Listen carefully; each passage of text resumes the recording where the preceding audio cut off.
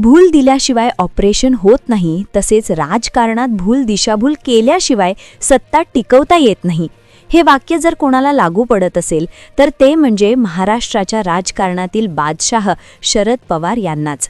अजितदादांच्या अचानक जाण्याने दादांच्या राष्ट्रवादीची चावी स्वतःकडे ठेवण्यासाठी काही नेत्यांनी कटकारस्थानं केली. त्यांना वाटत होतं की आपण दादांची राष्ट्रवादी आपल्याकडे घेऊ. पण जेव्हा महाराष्ट्राच्या किंबहुना देशाच्या राजकारणातील भीष्म पितामह असणाऱ्या पवार साहेबांनी अशी काही खेळी केली की ज्यामुळे दादांचे 35 आमदार साहेबांच्या ताब्यात. खरं तर ही दुर्घटना ज्यावेळी झाली होती त्यावेळी शरद पवारांनी अगदी कमी वेळातच समोर येऊन सांगितलं होतं की ही दुर्दैवी घटना आहे, उगाच याचं राजकारण करू नका. संपूर्ण महाराष्ट्र या घटनेला घातपात समजत होता. आज जवळपास या घटनेला 20 ते 25 दिवसांचा कालावधी ओलांडून गेलाय. दररोज नवे खुलासे होत आहेत, दररोज नवनवीन पुरावे समोर येत आहेत. पण शरद पवार साहेबांनी अपघात झाल्याच्या अगदी काही मिनिटातच हे स्पष्ट केलं होतं. पण मग हे इतक्या कमी वेळात का स्पष्ट केलं? मग खरंच दादांचा हा अपघात होता का, यावर शंका वाढायला त्यावेळेस सुरुवात झाली होती. तर काही लोक म्हणत होते की शरद पवारांनी असा काही खेळ केलाय, असा काही डाव टाकलाय की ज्यामुळे दादांचं अस्तित्व पुन्हा संपणार नाही, दादा परत येणार, अशा बातम्या सुरू झाल्या होत्या. पण या खेळाची सगळी खरी माहिती आज समोर आली. एका बाजूला शरद पवार यांनी अपघात नसून अपघात आहे, घातपात नाही असे स्पष्टपणे सांगितलं होतं. पण दुसऱ्या बाजूलाच त्यांच्या पक्षाचे आणि त्यांच्या कुटुंबातले रोहित पवार यांनी तर उघडपणे त्याच्यामागे खूप मोठे रहस्य आहे असं ते सांगत होते. मग ही सुई नेमकी कुठे जात होती? नेमकं त्यांना हे कोणी बोलायला लावलं होतं की त्याच्यामागे काय कारण होतं? हाही प्रश्न इथे चर्चेला जायला लागला होता. खरं तर साहेब हा अपघात झाल्यानंतर काही दिवसातच दवाखान्यात ॲडमिट होते, रुग्णालयात उपचार घेत होते. पण राजकारणाच्या पटावर जे मोहरे चालत होते ते त्यांच्या आदेशावरच चालून अचूक हालचाल सुरू झाली होती. खरंच शरद पवार यांना मानलं पाहिजे. 80 वर्षांच्या अफाट राजकीय अनुभवातून अडचणीत सुद्धा कसं संयमी राहायचं आणि परिस्थिती कितीही विरोधात गेली तरी पूर्ण नियंत्रण आपल्याकडे कसं ठेवायचं हे कदाचित त्यांच्या इतकं प्रभावी दुसरं कोणीच जाणत नाही. पण खरा प्रश्न मनात येतो की प्रत्यक्षात तिथे काय घडलं होतं, कोण कोणाच्या विरोधात उभं होतं आणि या संपूर्ण प्रकरणाच्या मागे राजकारणाचा काही मोठा प्लान होता का? या सगळ्या प्रश्नांची गुपितं उलगडण्यासाठी हा व्हिडिओ पूर्णपणे नक्की बघा. त्या कठीण वेळेला अत्यंत धैर्याने आणि तितक्याच कणखरपणे तोंड देणं आणि अखेरीस त्यावर यशस्वीपणे मात करणं याचं देशातील जिवंत उदाहरण म्हणजे आदरणीय शरद पवार. त्यांना उगाचच भारतीय राजकारणाचे भीष्माचार्य असं म्हटलं जात नाही. कारण संकट कितीही मोठं असलं किंवा विरोधाचं वादळ कितीही भयंकर असलं तरी शांत राहून योग्य निर्णय घेण्याची ताकद त्यांनी वेळोवेळी जगाला दाखवून दिली आहे. मग ते नरेंद्र मोदी असोत, अमित शहा असोत किंवा अटल बिहारी वाजपेयी यांच्यासारखे दिग्गज नेते असोत, देशातील अनेक ज्येष्ठ राजकीय व्यक्तींनी त्यांच्या प्रदीर्घ अनुभवाला आणि राजकीय दूरदृष्टीला नेहमीच सन्मान दिला आहे. आणि ते काही उगाच नक्कीच नाही. पण जेव्हा स्वतःच्याच हक्काच्या घरात मोठं वादळ शिरतं, ज्या पुतण्याला लहानपणापासून राजकारणाच्या एवढ्या उंचीवर नेलं आणि ज्याला अगदी तळहाताच्या फोडासारखं जपलं, त्याच लाडक्या पुतण्यावर जेव्हा कठोर पाऊल ओढवतं त्या क्षणी मात्र शरद पवार साहेब थोडेसे निराश नक्कीच दिसले. ते अंतर्मनातून खिन्न झालेले जाणवले आणि क्षणभर कोलमडल्यासारखे देखील वाटले. पण एक गोष्ट नीट लक्षात ठेवा, ते झुपले पण पूर्णपणे संपले नाहीत. कारण राजकीय परिस्थिती वेगाने पालटत होती. राजकारणाच्या पटावर आता नवी समीकरणं आकार घेत होती आणि प्रत्येक चाल मोजून मापून टाकली जात होती. याच क्षणी त्यांची खरी मोठी कसोटी होती, ती म्हणजे अनुभव विरुद्ध भावना आणि राजकारण विरुद्ध रक्ताचं नातं. अजितदादांच्या त्या निधनानंतर राजकीय वर्तुळात अफवांचा अक्षरशः मोठा पूर आला होता. खुद्द भाजपमधूनच काही अशा बातम्या पुढे येत होत्या की आता राष्ट्रवादी काँग्रेस पक्षाच्या अजितदादा गटाचं मुख्य राष्ट्रीय नेतृत्व प्रफुल्ल पटेल यांच्याकडे सोपवलं जाईल का?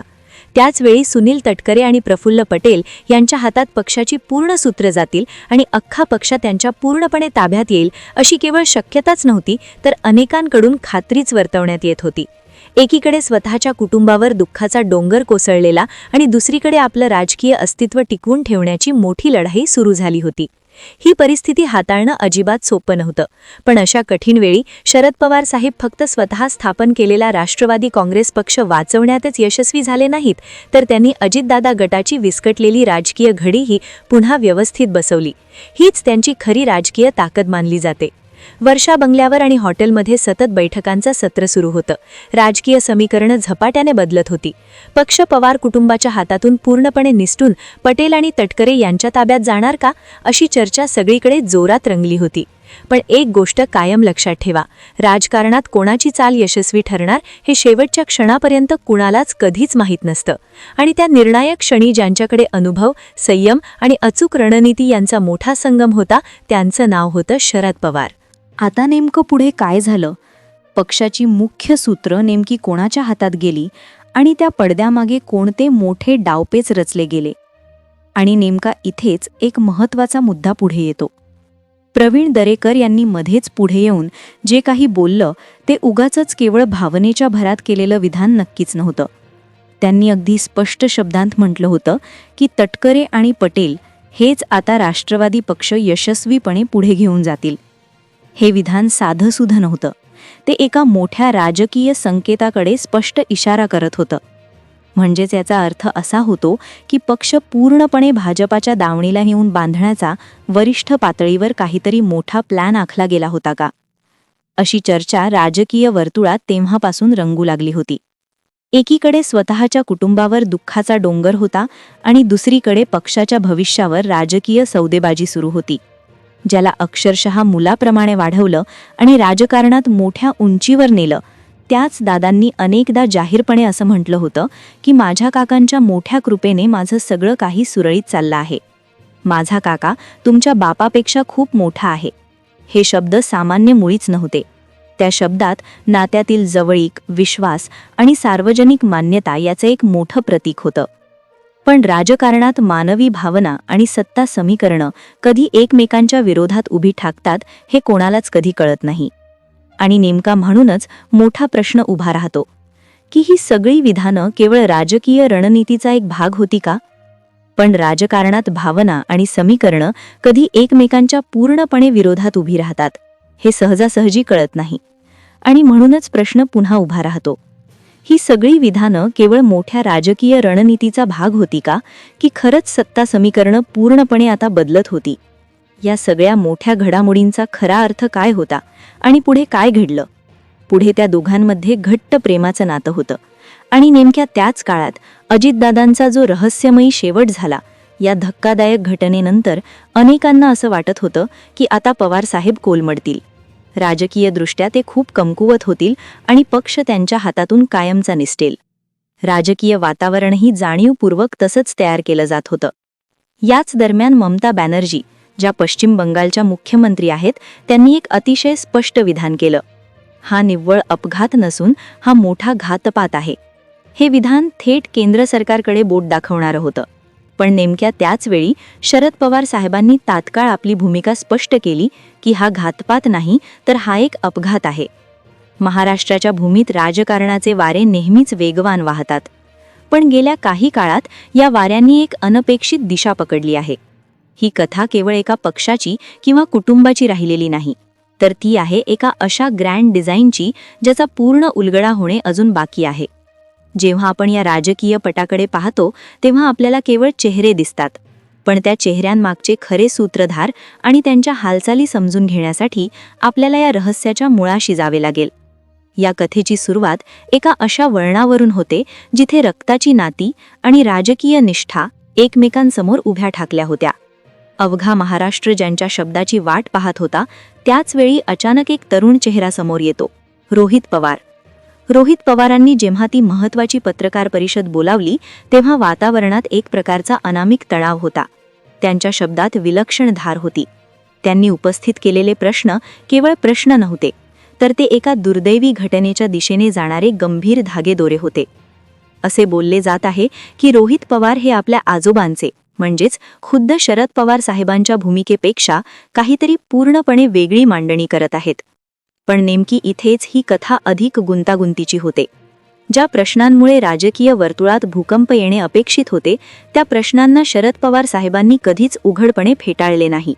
साहेबांचे हे सूचक मौन बरेच काही सांगून जात होते. मग हा प्रश्न उरतोच, एकीकडे साहेबांची संयमी अधिकृत भूमिका आणि दुसरीकडे रोहित पवारांचा सखोल तपासाचा आग्रह हा केवळ योगायोग होता की एका मोठ्या नियोजनाचा भाग? तपासाची ही सुई हळूहळू अशा दिशेला वळली लागली जिथे काही कठोर पावले उचलली गेली असल्याची शक्यता वर्तवण्यात येत आहे. रोहित पवारांनी थेट नाव न घेता अशा काही गोष्टी मांडल्या की ज्याचा संबंध सूचकपणे तटकरे आणि पटेल यांच्या भूमिकांशी जोडला जाऊ लागला. तपास यंत्रणा ज्या पद्धतीने या प्रकरणाकडे पाहत होत्या त्यावरून असे जाणवत होते की हे केवळ सत्तेचे समीकरण नाही. पवार कुटुंबाला सुनेत्रा पवार यांच्या महत्त्वाच्या पदावर जाण्याचा आनंदच होता, पण खरी भीती ही पदाची नव्हती तर अस्तित्वाची होती. कुठेतरी भाजपा आणि दादा गटातील काही मोहरे एकत्र येऊन राष्ट्रवादी नावाचा हा किल्ला पूर्णपणे आपल्या ताब्यात घेतील का? हा पक्ष पवार कुटुंबाच्या हातातून कायमचा निसटणार का? हा प्रश्न कळीचा ठरत होता. याच दरम्यान शरद पवारांनी आपली अनुभवी चाल खेळली. विलिनीकरणाच्या चर्चा केवळ एक संदेश होता की हा पक्ष पवारांचा आहे आणि तो त्यांच्याच प्रभावाखाली राहील. राज ठाकरे यांचे अध्यक्ष पटेल नसावा तर पाटील असावा हे विधान याच रणनीतीचा एक भाग असल्याचे बोलले जाते. यातून केवळ पक्ष वाचला नाही तर विस्कटलेली राजकीय घडी पुन्हा एकदा शरद पवारांच्या हाताने बसवण्यात आली. महाराष्ट्राच्या राजकारणात राजा आणि वजीराची ही उपमा शरद पवार आणि अजित पवार यांच्या जोडीला कायम दिली गेली. राजाची दूरदृष्टी आणि वजीराची अंमलबजावणी ही या पक्षाची ताकद होती. पण आज हे मार्ग वेगळे झाले आहेत. राजा पुन्हा एकदा मैदानात एकटा उभा आहे, पण तो खरोखर एकटा आहे का, की एका नव्या वजीराची बांधणी आता पूर्ण झाली आहे? महाराष्ट्राचे राजकारण नेमके इथेच अधिक रंगतदार होत जाते. मित्रांनो, आत्तापर्यंत तुम्ही या राजकीय नाट्याचा प्रत्येक पैलू पाहिलात, पण हा व्हिडिओ संपवण्यापूर्वी मला एक गोष्ट तुमच्याशी अगदी मनापासून बोलायची आहे. राजकारणात एक म्हण आहे, भूल दिल्याशिवाय ऑपरेशन होत नाही आणि दिशाभूल केल्याशिवाय सत्ता टिकवता येत नाही. आज जेव्हा आपण या संपूर्ण प्रकरणाकडे पाहतो तेव्हा हे वाक्य कोणाला तंतोतंत लागू पडत असेल तर ते म्हणजे महाराष्ट्राच्या राजकारणातील चाणक्य आदरणीय शरद पवार साहेब. अजितदादांच्या त्या दुर्दैवी घटनेनंतर अनेकांना वाटलं होतं की आता राष्ट्रवादीची चावी दुसऱ्या कोड्याकडे जाईल. काही नेत्यांनी तर मनोमन तशी तयारीही केली होती, पण भीष्म पितामह उगाच म्हटलं जात नाही. साहेबांनी दवाखान्यात असताना सुद्धा अशी काही चाळी खेळल्या की अखेर सत्ता पक्षाची सूत्र पुन्हा पवार कुटुंबाकडे राहिली. पण ते एक गोष्ट खटकते ती म्हणजे वेळेचं गणित. ज्यावेळी ही घटना घडली त्यानंतर अवघ्या काही मिनिटात साहेबांनी जाहीर केलं की हा एक अपघात आहे, याचं राजकारण करू नका. दुसरीकडे संपूर्ण महाराष्ट्र याला घातपात समजत होता. आज 20-25 दिवस झाले असले तरी नवनवीन खुलासे होत आहेत. मग साहेबांनी इतक्या घाईत तो निकाल का दिला असेल? केवळ भावनिक सावरण्याचा प्रयत्न होता की यामागे एखादी मोठी राजकीय शक्यता दडली होती? बघा, ही आमची वैयक्तिक मते नाहीत तर महाराष्ट्राच्या राजकीय वर्तुळात चर्चिली जाणारी एक केवळ शक्यता आहे. रोहित पवारांनी घेतलेली आक्रमक भूमिका आणि साहेबांचं त्या विषयावर मौन हे पाहता असं वाटतं की एक सुनियोजित रणनीती तर नव्हती ना. एक बाजूला संयम आणि दुसऱ्या बाजूला तपासणीची मागणी.